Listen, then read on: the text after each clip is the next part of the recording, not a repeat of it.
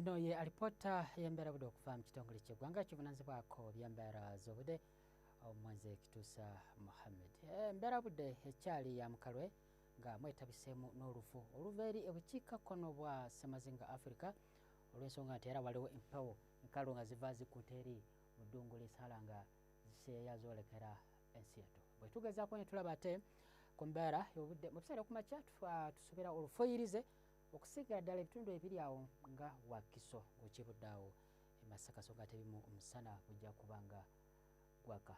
Eri ebuvanjuba n'ebitundu nga Jinja Tororo nawo tusuubirawo olufoyirize so nga ate bisigadde omusana gujja kuba nga gwaka. Ebitundu ebisinga obungi eri ebugwanjuba mbeera budde ejjako era nga ya musana okutuukira ddala eri nayo ebukiikakkono nawo enkuba ebitundu ebimu ekujja kuba nga etonnya so nga ate ebitundu ebisigadde omusana gujja kuba nga gwaka.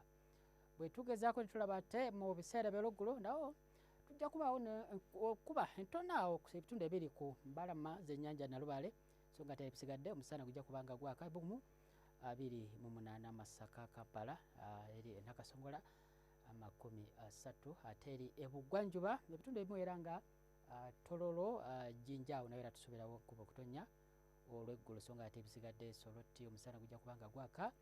Ebugumu 29 okutuuka ku 30. Eri ebugwanjuba nabo ebitundu ebimu awo nga Mbalala Kasese Kabale enkuba tugisuubira okutonnyawo so nga ate eri Masindi omusana gujja gwaka. Ebugumu 25 Kabale 30 eri Kasese saako ne Masindi. Ebukiikakkono nawo ebitundu ebisinga obungi Ebugumu lijja kuba ku digurizi 30 wadde nga Kotida ng'okyebodde awo Emoroto tusuubirawo enkuba okutonya. Bwe tugezaako ne tulaba ate eri ebunaayira omusana gujja kwaka mu kibuga Dubai kutuuka ku digurizi 26 New Delhi 18 so nga ate Nairobi Istanbul tusuubirawo enkuba okutonya.